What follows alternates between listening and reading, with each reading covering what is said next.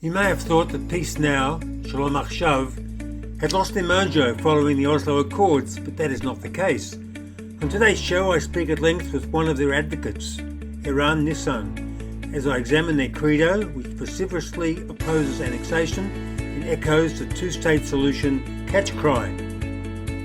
This week, I expressly recommend that listeners check out the video version of the interview with Eran Nissan from Peace Now on the Israel Connection program's YouTube channel.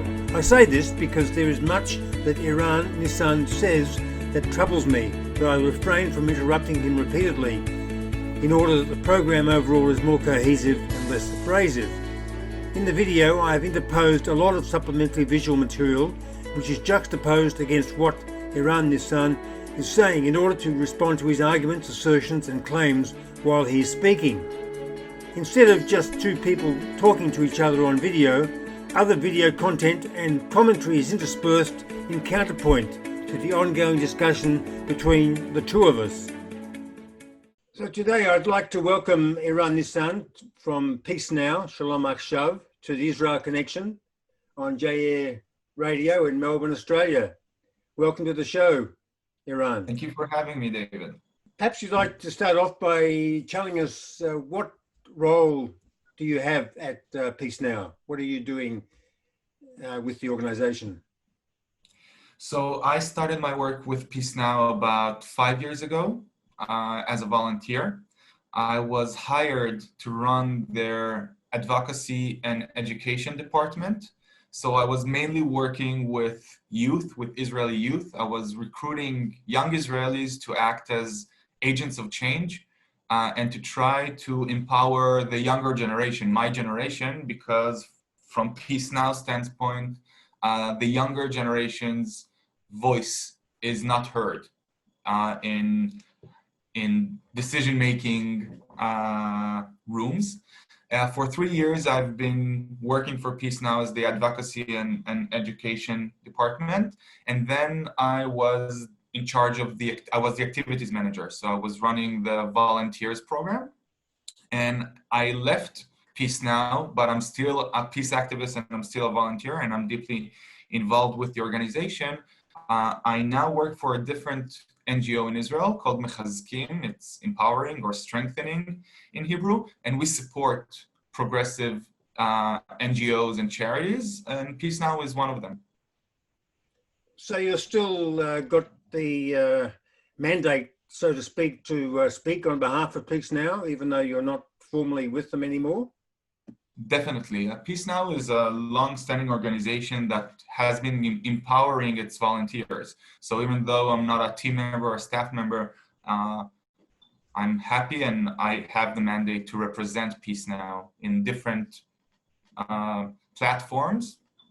Media is just one of them. Now, I have to admit that I thought after Peace Now was founded, as I checked back in 1978, and this was followed by a flurry of activity in the 1980s in particular, that your organization of Peace Now had essentially disappeared from view. We didn't hear very much from Shalom עכשיו. So perhaps you'd like to give us a kind of a synopsis or a brief history of where Peace Now, how Peace Now started and what it has achieved over the last 40 years? Sure. So Peace Now is Israel's biggest and most maybe central or as I see it, important peace movement. It was founded by 1978. So when we go 40 years back, Israel does not have any peace accords with either of its neighbors. And since the independence war in 48, then we have a war with Egypt in 56 and the Six-Day War in 67, and then Yom Kippur War in 73. In an average, every decade, there's a big war. And in between the wars, Israeli citizens are being killed in terror attacks and in wars. 1973 is a turning point. It's a trauma in Israeli collective memory, where we are attacked in Yom Kippur, a big surprise and lots of casualties. And suddenly, surprisingly, after Yom Kippur War, where Egypt, it's our main enemy, it's a strategic threat, an existential threat to the newly born state of Israel, relatively new, and the Egyptians want to talk. And in 1977, for the first time, a right-wing government takes power, Menachem Begin's Likud, and one of the first things that Menachem Begin, a very hawkish, right-wing prime minister, and he decides to pursue peace. And from all of the options, he goes to Sadat, to Egypt, to our biggest biblical nemesis even. And they start the negotiations, and Sadat comes to Jerusalem and gives a speech in the Knesset. And then there's the Camp David, the first Camp David summit. And along the negotiations, there's a lot of public pressure against the negotiations, and it seems that the disagreement will blow up the summit. And it seems that the negotiations is reaching a dead end. And then the peace camp in Israel go outside and takes to the streets. And there is what we call the officers' letter. So 390 officers and soldiers serving in reserves or in active duty in the IDF, in the Israeli Defense Forces, they send an open letter to Menachem Begin, imploring him, saying, we are willing to risk our lives, we are willing to give our lives to defend the state of Israel and to defend its citizens, but we do that knowing that if there's an opportunity for peace, our leadership, our political leadership will take it. And we don't want to see this opportunity squandered. And in the aftermath of the public letter, there is one of the biggest demonstrations in Israeli history. More than 300,000 people, they demonstrate in Tel Aviv, in Kikar Malchei Israel, which is now Rabin Square, after Rabin was assassinated. And on the stage in that demonstration, there's a big banner and it says, peace now. And the people who signed the letter, some of them, they form this organization, this peace movement, that it's supposed to be a popular, a masses movement that represents the Israeli public's strive for peace. And they go out to the streets and they demonstrate and they take this letter and they do a human chain from Tel Aviv to Jerusalem and pass it hand by hand till they get to the office of the prime minister. And a year after, not only because the public pressure, but some of it sure is, Israel signs an historic peace accord with Egypt. For the first time, we turned an enemy to a friend, to an ally. And for 40 years since then, since 1979, Israel hasn't lost a single soldier in a war with Egypt, because the first thing that it's important to understand that peace is the best guarantee for security. And since the peace accords with Egypt, Israel has struck peace with Jordan in 1994. And peace now shifted its main focus on the Israeli-Palestinian conflict, advocating for the two-state solution, for the implementation of a just and agreed upon solution to the Israeli-Palestinian conflict, with the notion that this conflict should end when a viable, independent Palestinian state will be established side by side with Israel based on the 1967 borders with land swaps. And we can go into the specifics of the solution that Peace Now advocates for. But Peace Now is now focusing on the Israeli-Palestinian conflict. As I said, we have the Settlements Watch. It's a research team aimed to investigate and disclose to the public, the Israeli public, what's going on behind the 1967 border, what is going on in the West Bank, settlements expansion, land appropriations, violations of human rights, of our moral fundamentals. and to put pressure on the government to promote the two-state solution and not take unilateral steps that undermines the prospects of resolving the Israeli-Palestinian conflict in a peaceful way. You mentioned the peace with Egypt. It might be a peace, but it's often referred to as a cold peace. But that's so. But I suppose peace, even if it's cold, is better than nothing. I was saying earlier that peace now lost, I think, a lot of its momentum, which is why I thought that the movement really wasn't as viable as it was in the 80s and early 90s. And I think it's come around as a consequence of what happened after Oslo, which I would say was a major blow to peace now, because Israelis after Oslo shifted away from a belief in the Oslo process. And so I think you lost a lot of supporters, and those who were Peace Now activists at the time went off to form other left-wing NGOs that focused on human rights instead of the peace process as such. So was that a major, did that have a major impact, as I'm saying, on the viability of Peace Now?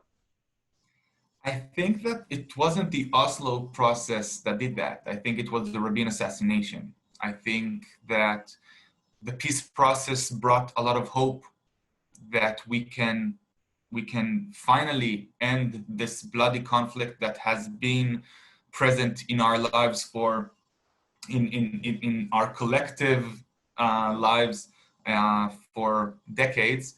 And the assassination of Prime Minister Yitzhak Rabin was a blow to everyone who hoped and believed in peace.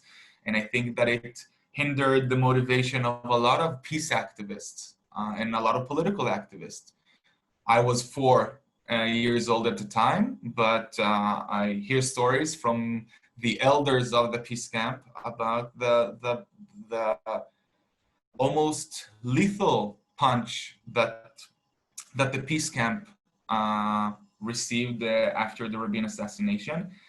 I think that after the Oslo process collapsed, because Oslo is still in place, the division to areas A, B, and C, if we want to talk about the annexation of area C, for instance, so the establishment of the Palestinian Authority, the division to A, B, and C, some of the security coordination between Israel and the Palestinian Authority is Oslo, and we need to thank the architects of Oslo for that, for giving us the situation that now, specifically, especially in COVID-19, we can see how important it is to have partners on the Palestinian side coordinating, sharing information, trying to create a viable relationship between Israelis and Palestinians. But Prime Minister Netanyahu, when he was elected for his first term in 1996, he stopped the Oslo process. It's important to understand the Oslo process was an interim process. It was on the way. It wasn't a final agreement between Israelis and Palestinians. And when Netanyahu and his right-wing government stopped the peace process that was supposed to follow Oslo, that was a big disadvantage to everyone who believes in peace. I think that the motivation of people changed, and it's okay, and the winds shift. But I think that Peace Now is still the most important and central organization dealing with advocating for a peace agreement. You have Breaking the Silence and B'Tselem, and there is civil society, a lot of organizations, progressive, left-wing, and each one of them find their own corner to work in. And I think it's got a lot to do with the passion of the people who founded it. And I relate to that. I think that it's important for people to find a way to impact the lives of people around them and try to shape reality and promote what they see as good. But now Peace Now is a central organization, not only with its size, with volunteers, but its impact. So the data that Peace Now produces is quoted by not only the Israeli government, but also the American establishment. When in Congress, when they want to know something about the West Bank, they come to Peace Now. When even the IDF, the Israeli own intelligence and defense ministry, when they want to know data, they use our data because it's the most accurate data concerning expansion of settlements, even more than Israeli authorities, because a lot of these buildings, a lot of the settlements and outposts in the West Bank are illegal. But we know, we follow, we got the boots on the ground to follow and to record what is going on there. Because sometimes there's an interest by the Israeli government not to know. So being ignorant to violations of Israeli law in the West Bank in such illegal outposts, and when I say illegal outposts, I mean illegal by Israeli law, not only international law. All settlements are illegal by international law, but these outposts, sometimes it's easier for the Israeli government not to recognize them. But Peace Now's work is we won't let the settlers' leadership dictate what the state of Israel is going to do. Yeah, I'm not going to have an argument about international law. I don't necessarily agree, even though there's a wide consensus on the question of international law regarding Judea and Samaria. I'm not going to get into that discussion because that's a whole separate discussion. I would also contend, in terms of what you said about Oslo, I mean, I could bring up a document that was issued by the Israel Ministry of Foreign Affairs in 1996, which lists 10 of the major violations of the Oslo Accords by the PLO. It's very significant violations. So to say that Israel is responsible under Netanyahu for breaching the Oslo Accords, I think is also highly questionable and contendable. But I didn't want to insinuate that the PLO or the Palestinians are free of responsibility or blame. Of course they are. Of course they are. In 1996, both parties violated Oslo.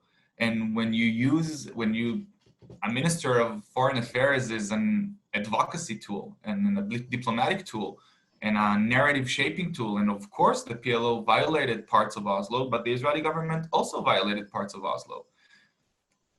That's what happened when you have a peace process that is collapsing because lack of trust between the political leadership. Arafat didn't trust Netanyahu. Netanyahu didn't trust Arafat. So they broke Oslo. But I would say that this is an asymmetrical conflict and Israel should be the one that initiates. We are the stronger side and we have responsibility. And also I'm an Israeli.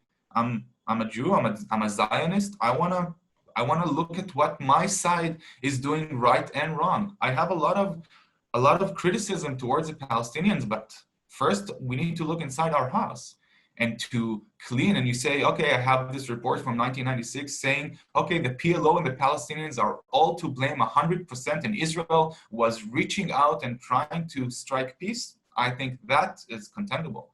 I don't think that the Israeli government led by Netanyahu in 96, nor now, is a partner for peace. I want to just refer, if I could, to something I've seen on the Peace Now website. Now, it states there that the PLO renounced violence and publicly accepted Israel's right to exist. Yes, now, in Oslo, the first one in the Declaration of Principles. So you stand by this assertion. Now, what I would say is that Arafat may have promised to amend the PLO charter, which he did say that he would do then, but it's never been done. And another organisation called Peace Watch, you know of Peace Watch? No, I'm not aware. Anyway, they're obviously close to your name, but obviously with a different agenda. They're an apolitical, independent Israeli organisation that monitor bilateral compliance with the Israel-PLO Accords. And they issued a statement, if I can quote it to you, Eran. The decision by the PLO fails to meet the obligations laid out in the Oslo Accords in two respects. First, the actual amendment of the covenant has been left for a future date, and as of now, the old covenant in its original form remains the governing document of the PLO and will continue in this status until the amendments are actually approved. There is a sharp difference between calling for something to change and actually implementing the changes. And secondly, the decision does not specify even which clauses are to be amended in the Charter. So this has been lingering now for more than 20 years. This shows really and disingenuousness of the on the PLO, on the Palestinian side, to really move towards any kind of arrangement with Israel if they're not even prepared to do something that they promised to do 25 years ago. I disagree passionately.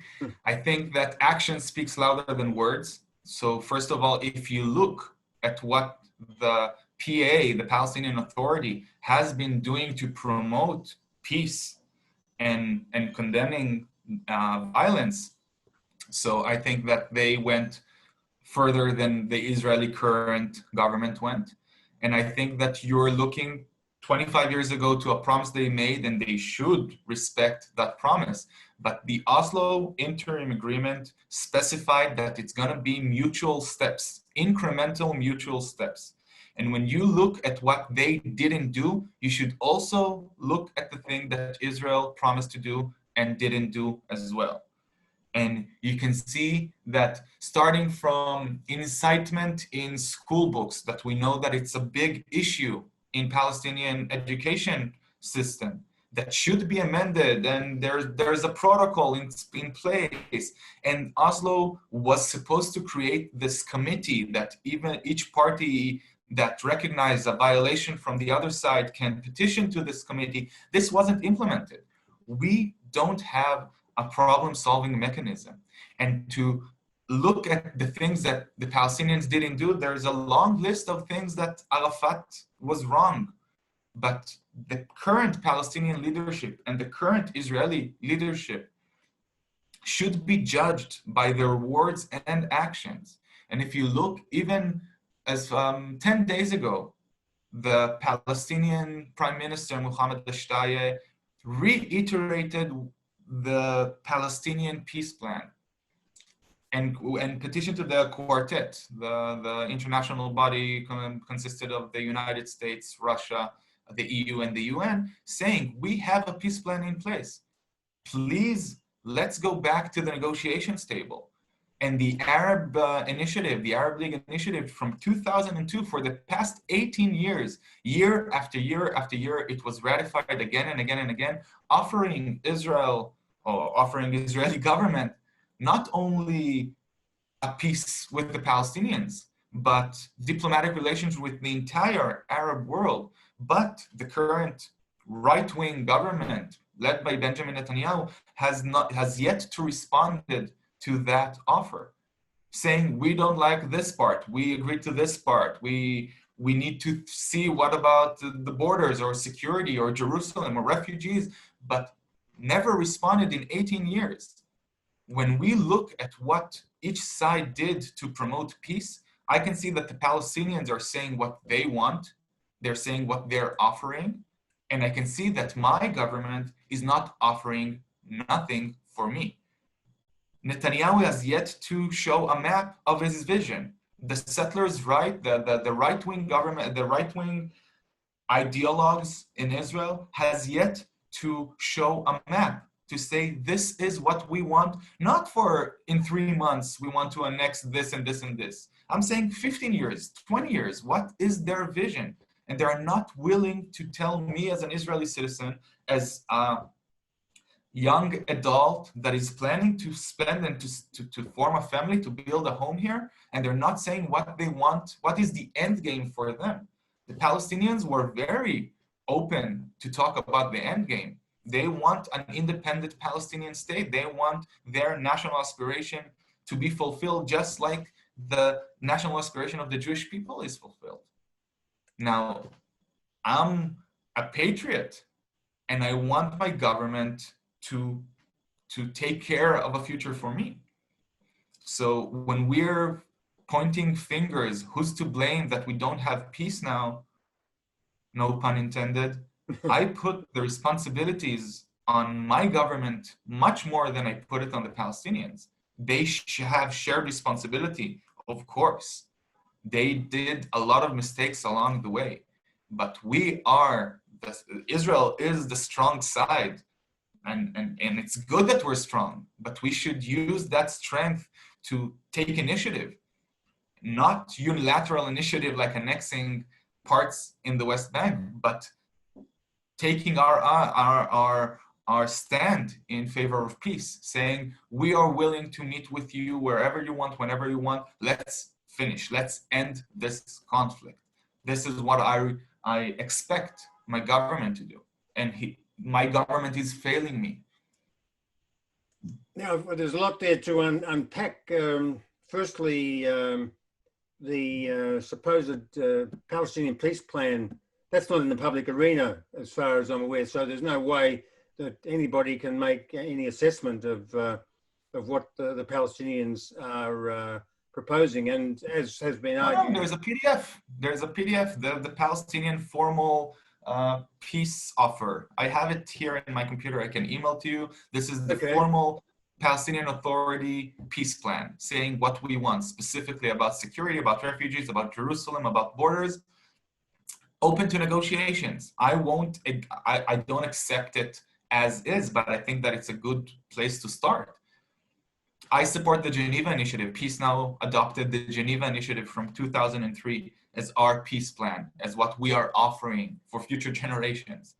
And the Geneva Initiative, its fundamentals is the establishment of a Palestinian state, side by side, land swaps in a ratio of 1:1. So each meter that Israel annexes from the West Bank, it gives the Palestinian state a meter from inside sovereign Israel in order to evacuate as little,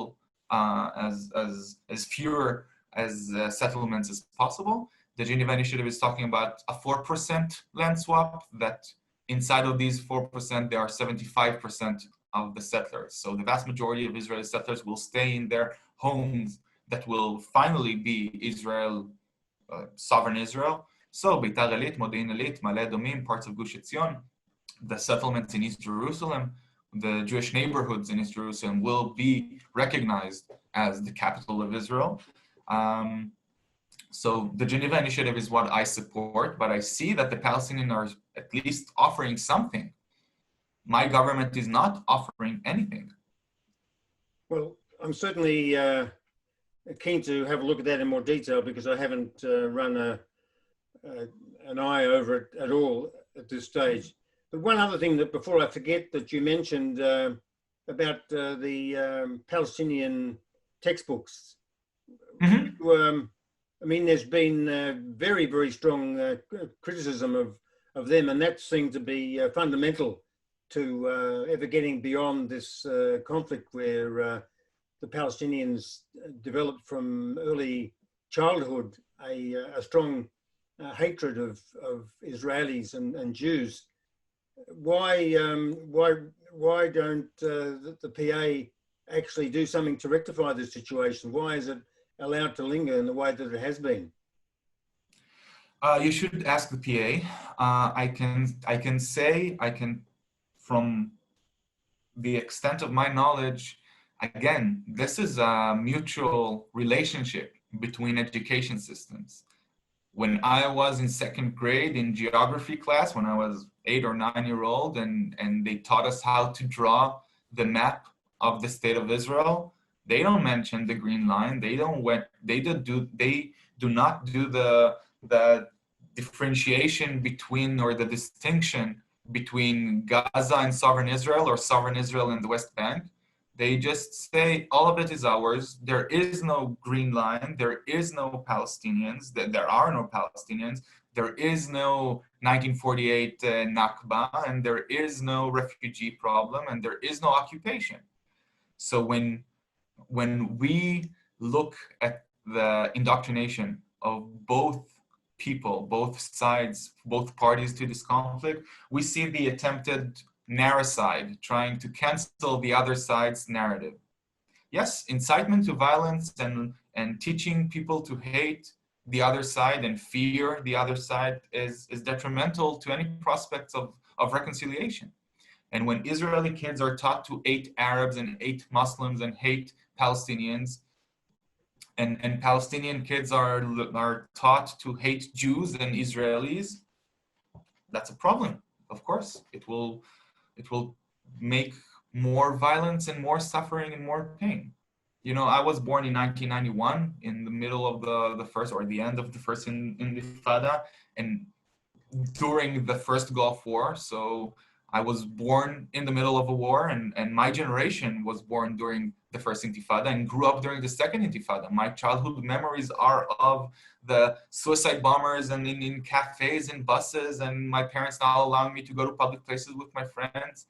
And when I was 12, it's 2003 and the Iraq War, the second Iraq War, and I'm going to school with a gas mask and my textbooks. And then I served in the army as a combat soldier in the special forces. I'm the youngest brother of 3, and all of us were combat soldiers. Like, this conflict and war, not only with the Palestinians, has been the defining sentiment in my life. This is partly or mostly why I'm a peace activist. I don't want my kids growing up with the same pain and fear and violence and destruction around them. And I am being failed by my political government that is not offering me hope, and it's not offering me security. Okay. Just out of curiosity, Eran, do your brothers feel the same way as you do? I have support from my family. I think that I'm an activist. I'm a political activist. This is what I do. My brothers, my parents, they support me. We have differences in opinions. I think that on a very simplistic spectrum of left and right. So I'm on the left, and they're on the center left. But we have discussions. We can disagree. Now, with you're talking about Israel being the stronger and making concessions to the Palestinians. I mean, if we make a reference back to the Second World War, we didn't see the US making major concessions to Germany after Germany was defeated. Now, haven't we seen a situation where the Arabs and in conjunction with the Palestinian support have tried on many occasions to destroy Israel? And it seems to me that for Israel to backstep and to give back to return to those who were out to destroy it, basically putting itself in the same position it was almost in 1967, where it faced this existential threat to its very survival. To do that, I think is virtually tantamount to suicide. So again, I disagree. I think that the suicidal part is saying we're not going to do anything and we're going to keep living on our swords, and we're going to keep sending our 18-year-olds into Gaza every couple of years to die in a futile war, in a pointless war. We're going to send a big chunk of the younger generation in Israel every night or every year to the West Bank, into Palestinian villages, and we're going to keep paying the prices, the price in human life, the economic price, the moral price, the international price. That's suicide. Not putting a point in the future saying, this is my end game, this is what I want to get to, and working your way with initiative, with tenacity, with determination. That's suicide. And if you want to go and look at history, so you're looking at the relationship between the US and Nazi Germany or doing concessions, but look at the relationship between Germany and France.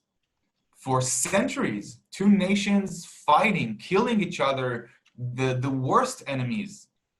But now, open borders, cooperation, and France and Germany in some sense, they lead Europe. And I think that this is what we need to strive to. Not only conflict resolution, but conflict transformation. I want to see Israel and Palestine being the leaders, being superpowers on the international stage, not only from a military force point of view, but as a moral point of view of the victory of humanity, of saying we both share this land. And this land, it does not belong to us, but we belong to this land. Jews belong here and Palestinians belong here. This is the triumph of humanity that I am looking for. I'm not seeing this as weakness. I'm seeing this as strength.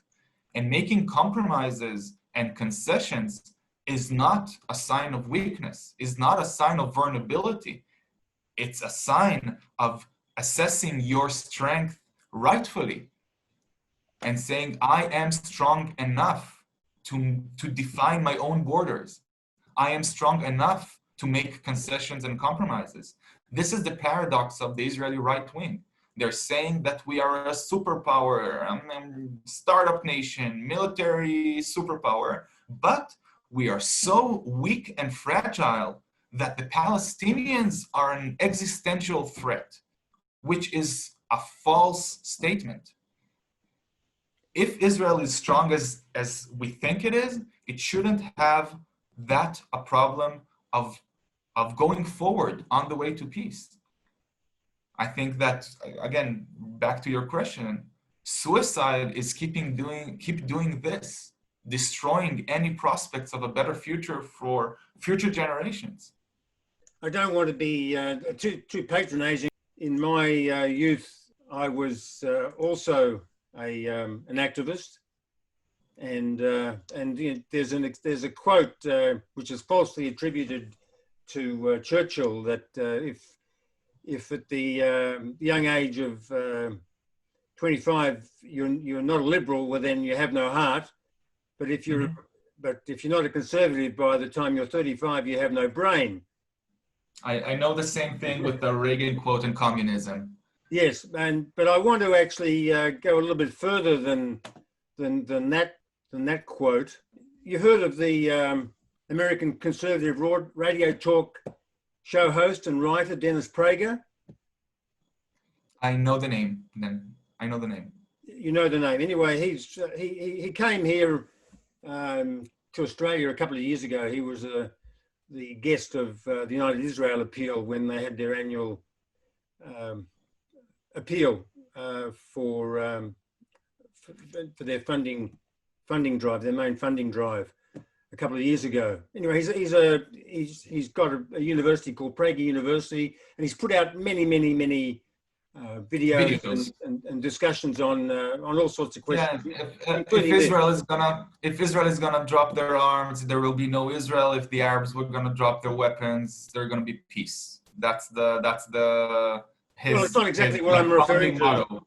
The one that he says is the problem with communists and with leftists who don't consider themselves communists is not that none of them mean well, it's that they lack wisdom. He says they are wise and foolish liberals, wise and foolish conservatives, but all leftists are foolish. Every one of the Democrats running for president is a fool.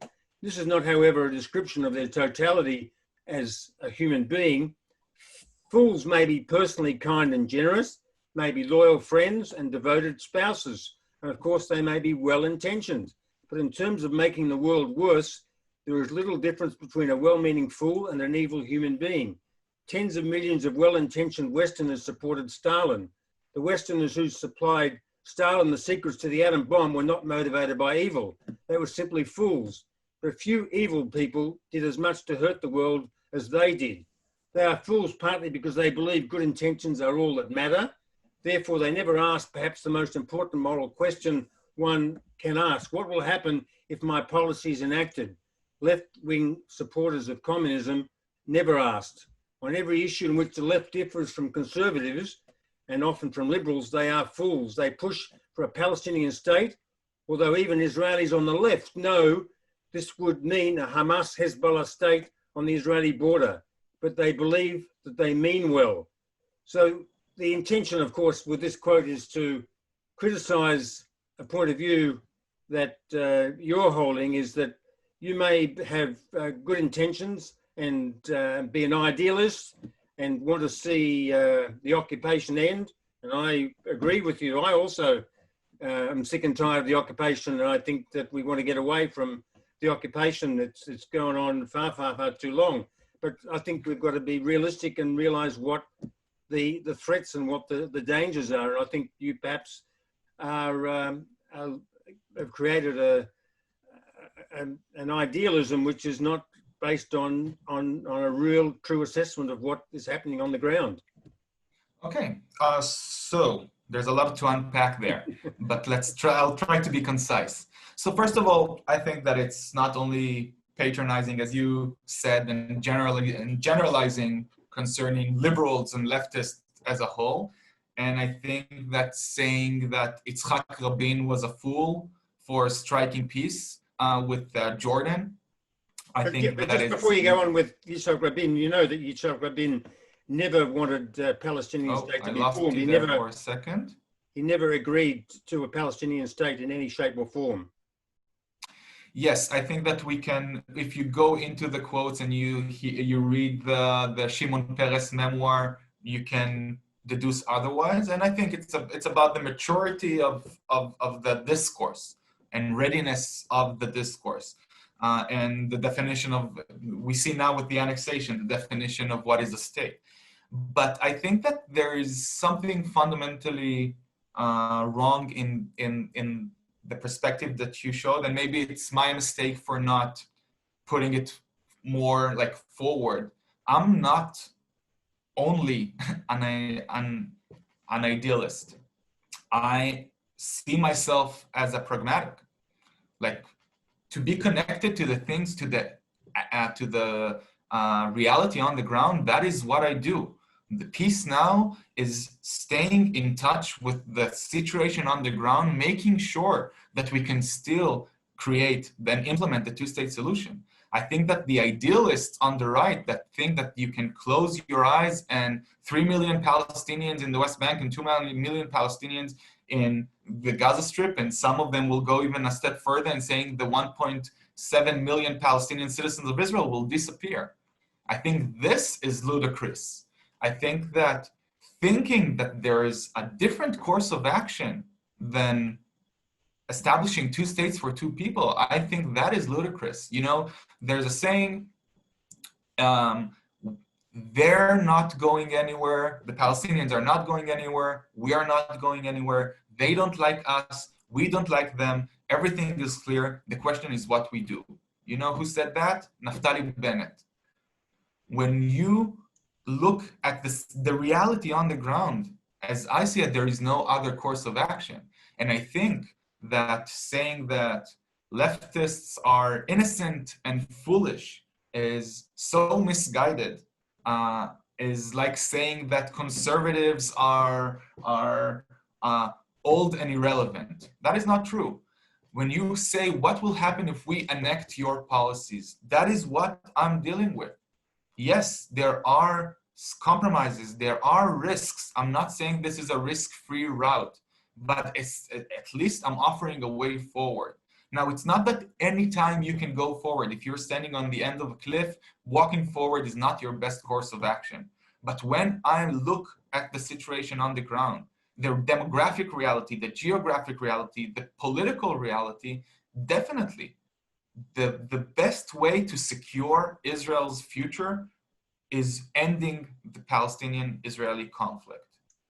Ending the occupation is not an empty gesture of, I hate the occupation, I want it to end. You need to offer a course of action. And I think that establishing a Palestinian state is an Israeli interest.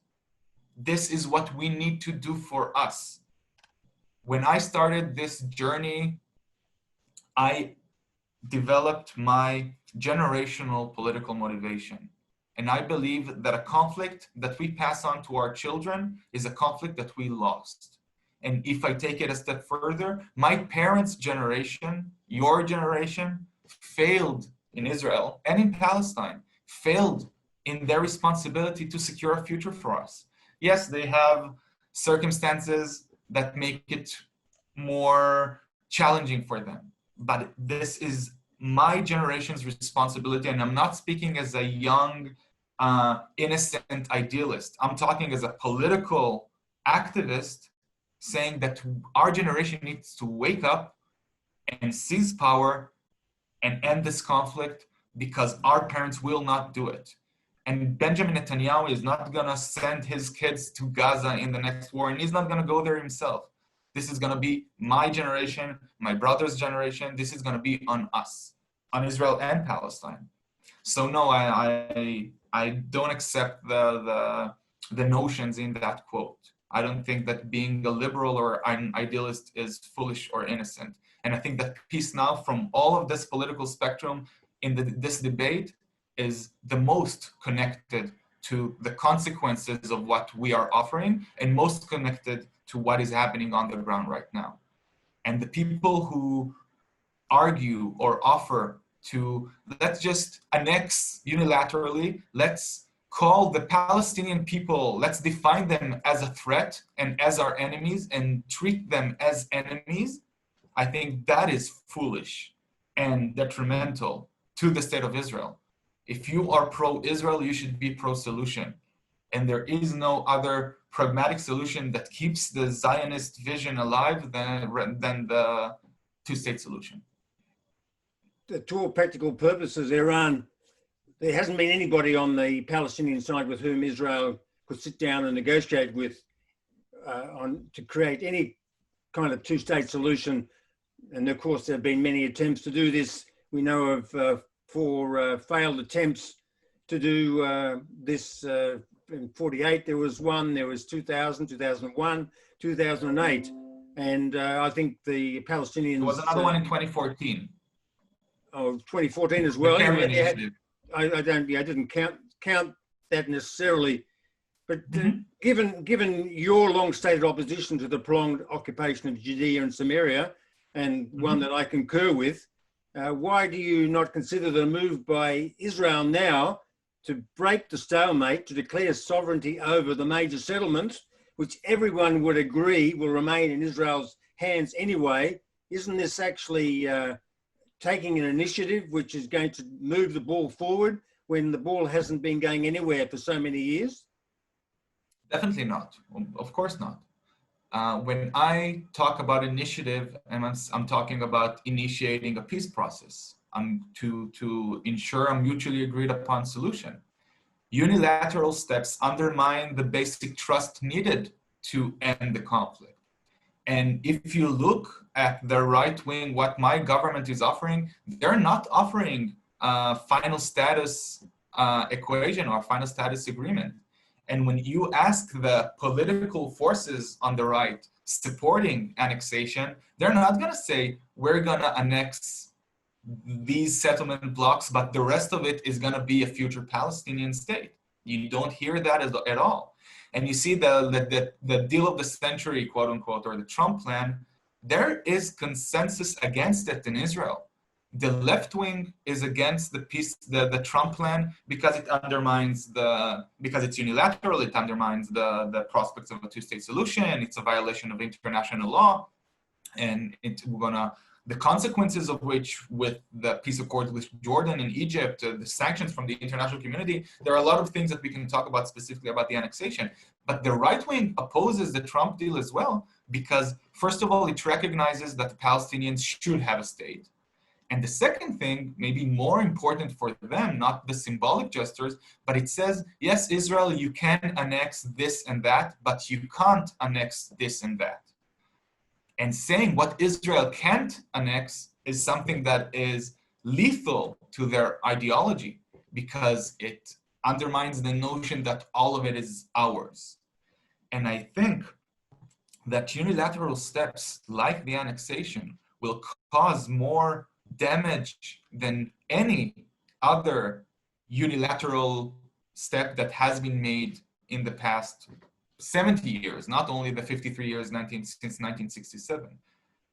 And breaking the stalemate is not by breaking the negotiations table, burning the maps and saying we're done. but that is what's going to happen. And I'm not talking about annexing 30% of the West Bank like the Trump deal suggested. I'm talking about any unilateral steps. Look at what happened in Gaza. In 2005, Israel left Gaza unilaterally. It was the right thing to do. On a security standpoint, you can see from 15 years after that the casualties has dropped down and we can secure our own border. But the fact that a right-wing government who actually did the disengagement, did it unilaterally, created a vacuum that was filled by Hamas. And you know something, in Lebanon as well, you said a Hamas-Hezbollah state, which is, I think, there's a distinction between Hezbollah and Hamas that should be addressed, but maybe not now. But every time in Israel's history, when we left a territory that we held formerly, and we did it unilaterally, it created a vacuum, and this vacuum was filled by a terror organization, and it created troubles. Not an existential threat, but troubles. And you can see it in Lebanon when we left southern Lebanon in 2000 with Ehud Barak, and in 2005 when we left Gaza with Ariel Sharon. And every time that Israel has left a territory that it firmly held with a peace agreement with Egypt and Jordan, 79 and 94, we got a strategic asset that contributed to stability, prosperity, and security.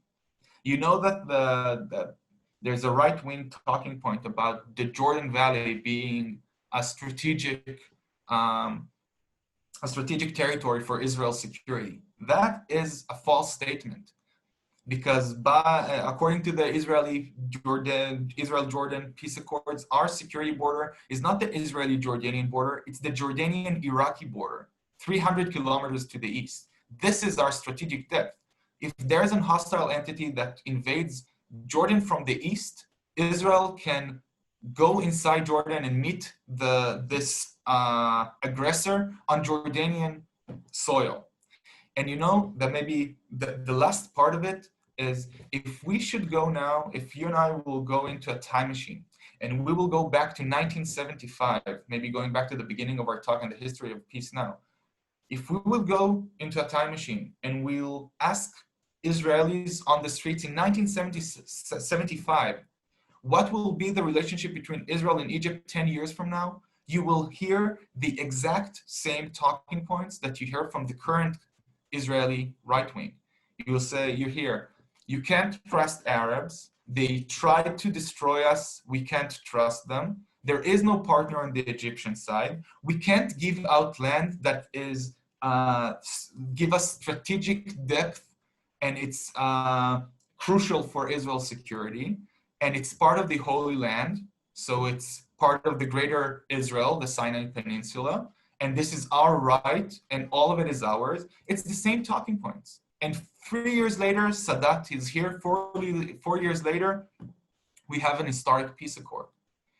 And if you want to be pragmatic, you should listen to the professionals. Hear what the heads of Mossad, heads of Shabak or Shin Bet, heads of chief of staffs of the Israeli security intelligence, people who has combined experience of centuries in creating security, and they say there is a wide agreed upon consensus. I sent you the flyer, the last page of it are quotes of heads of Mossad, heads of Shin Bet, and chief of staffs of the IDF talking about the two-state solution. If you ask any military professional, he will tell you that if you want to defend a territory, it's better, you will do it, better you will excel if you'll do it from a continuous, defensible, internationally recognized border. That is what, from a security standpoint, that's what we should think about. How we create a continuous, defensible, internationally recognized border between us and our neighbors.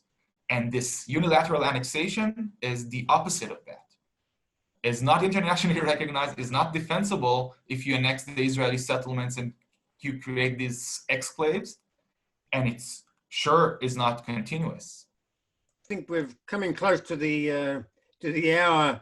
It's amazing how time passes so quickly. I need to draw you on one point, Eran, because I'll you try to keep my about my answer short.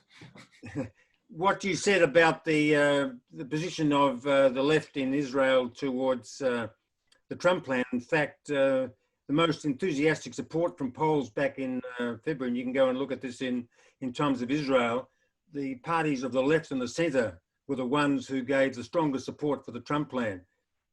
You should look at the recent polls, like the ones that were made 2 months ago, yeah, but the or polls, 3 weeks ago.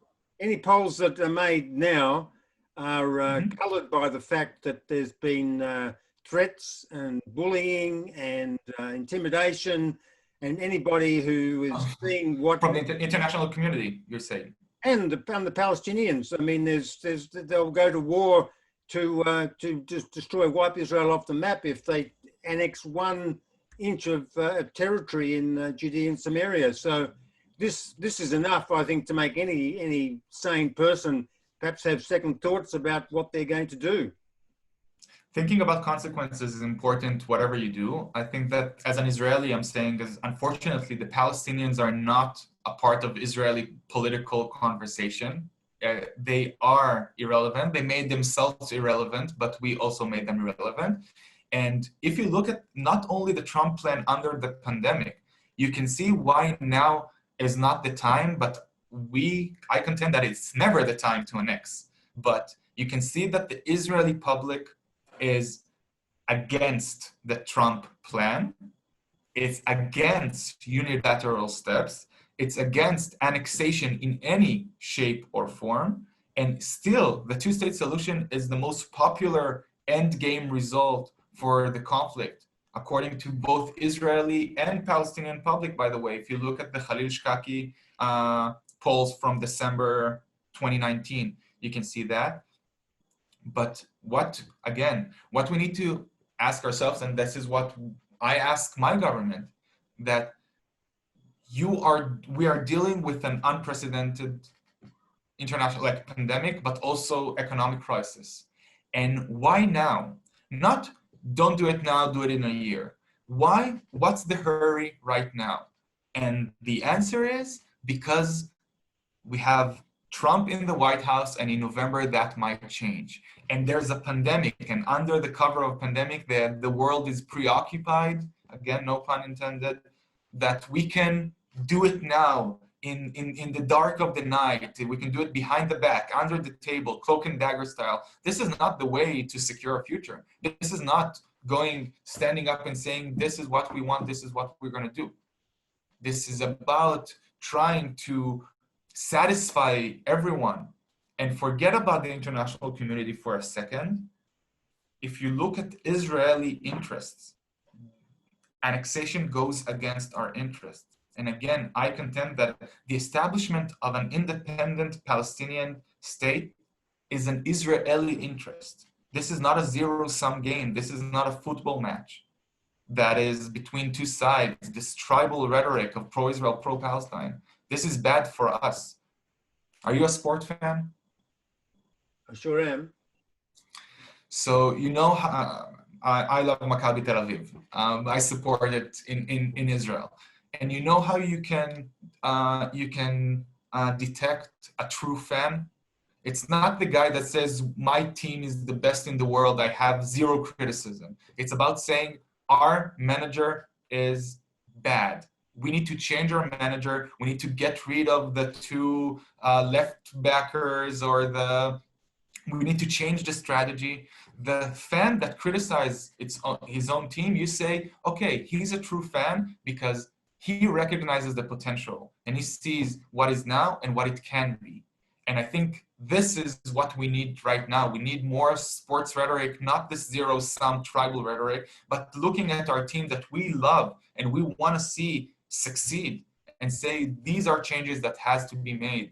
This is not going in the right direction anymore. We need a change of plans. And I don't think that unilateral steps like annexation is the way to go. I don't think that settlement expansions are the way to go. I don't think that land appropriation is the way to go. I think that a true and honest peace process aimed to solve this conflict in an agreed upon solution, this is the way that we need to go right now. Well, we have seen, of course, this attempted, and we're not going to really analyze why these attempts previously failed and apportion blame and responsibility. But I think Go to the Palestinians. We are in a position now where the status quo will be what we return to. The status quo is something that Peace Now have been complaining about for a long time. So we need to see a change. We need to see a change, and how that will come about. Let's wait and see. And of course, Netanyahu hasn't gone ahead and annexed anything as yet. I think that he wasn't going to do anything which didn't have some support, and didn't see that there was too much negativity that would make the consequences of it afterwards be horrendous for Israel. So he has listened to people like yourselves and the international community. So I think that and his advisors, it's not necessarily going to be such a drastic situation, because I think that Israel is measuring up the pros and cons, and will do something hopefully which is sensible and won't be something that you will at the end of the day be so heavily criticizing. But let's wait and see. Maybe just one comment, just because something you said, Ron, right now, there is no status quo. The situation is evolving. There is no frozen in time reality. Every day that passes, more settlements are being built. Every day that passes, the violence is making more violence and more hatred. Every day that passes, more Israeli kids are born into this reality, more Palestinian kids are born in this reality. We will never go to the status quo, because there's a status quo illusion. There is no status quo illusion. We are moving forward. This is not, we need to turn right or turn left. The reality is happening, and we need to react to it. I think it's a question of semantics here. When I say status quo, we're seeing more of the same. We're seeing perhaps settlements growing. We're seeing continuation. No, but settlements are explicitly targeted in undermining the chance for a two-state solution. This is what the settlers are saying. We're saying we're building this settlement here because we don't want to see a Palestinian state. This is explicitly what they're saying. The sole objective of the settlements project is to tackle or to kill the chance of a Palestinian state. That's their ideology, that's their campaign, that's their actions. You can see in the map, you can see where they position the settlements in order to create this ladder that will not allow a continuous, sustainable Palestine to be established.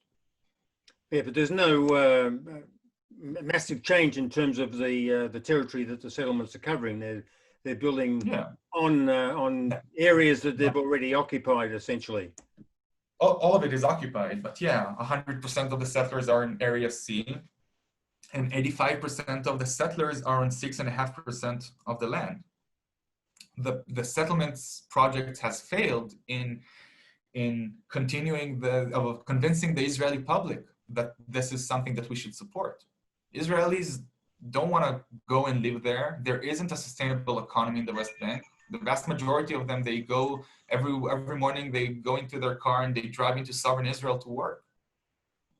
You can see a decline. You can see more settlers every year, but you can see that it's less people immigrate to the West Bank because people don't want to live there. They want to live close to the center. I can respect that.